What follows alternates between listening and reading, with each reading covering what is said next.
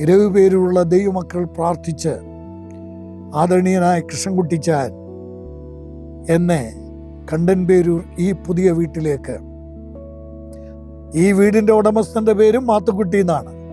മാത്തുക്കുട്ടി സാറിൻ്റെ മരുമോൻ മാത്തുക്കുട്ടി എന്നാണ് പേര്. ലീലാമ സഹോദരി. കപ്പമാമുട്ടിലെ ഒരു ഭവനമാണത്. ആ വീട്ടിലേക്ക് ഞങ്ങൾ താമസം മാറി.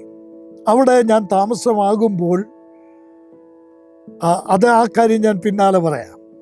അവിടെ എത്തി എന്നെ കൊണ്ട് ആ വീട്ടിലാക്കി പ്രാർത്ഥിച്ച് എന്നെ അവിടെ ആക്കിയതിന് ശേഷം കൃഷ്ണൻകുട്ടിച്ചാനും ഞാനും കൂടെ യാത്ര പറയുന്ന ഒരു ഘട്ടമുണ്ട്. ഇപ്പോഴും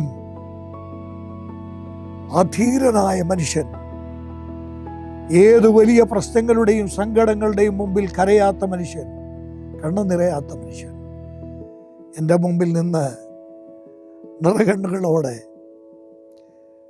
എന്നെ അവിടെ ആക്കിയിട്ട് പോകുന്ന കാഴ്ച ഇപ്പോഴും ഞാൻ ഓർക്കുന്നുണ്ട്.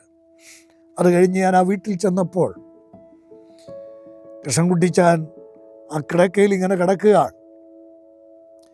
ചില ദിവസങ്ങൾക്ക് ശേഷം ഞാൻ അവിടെ ചെന്നപ്പോൾ അദ്ദേഹത്തിൻ്റെ ഭാര്യ എൽസി മാമ പറഞ്ഞ വാചകം, തമ്പാച്ച, സ്റ്റേജിലൊക്കെ നിന്ന് ഗർജിക്കുന്ന ഈ മനുഷ്യൻ സഹോദരനെ അവിടെ കൊണ്ടാക്കിയിട്ട് ഇവിടെ തിരിച്ചു വന്ന് ഈ കട്ടിലേക്കിലോട്ട് കയറി ഒരു കിടപ്പ് കിടന്നിട്ട് കമഴ്ന്നടിച്ച് കിടന്നിട്ട് മണിക്കൂറുകൾ കഴിഞ്ഞാണ് എഴുന്നേറ്റതെന്ന്.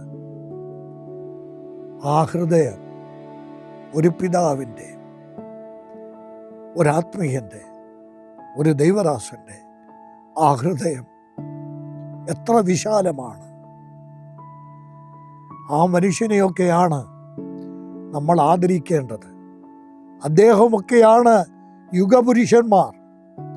മലയാളക്കരയെന്ന് മാത്രമല്ല, മലയാളികൾ എവിടെയുണ്ടോ അവിടെയെല്ലാം ചെന്ന് സുവിശേഷത്തിൻ്റെ ശംഖനാഥം ഉറക്കെ ഊതിയ, കാഹളം മുഴക്കിയ അനുഗ്രഹീതനായ ദൈവദാസൻ കർത്താവിൻ്റെ വരവിൽ ക്രിസ്തുവിൻ്റെ ന്യായാസനത്തിങ്കൽ നിറകൈകളോടെ നിരവധി പ്രതിഫലങ്ങൾ ഏറ്റുവാങ്ങി അവിടെ ഉണ്ടാവും.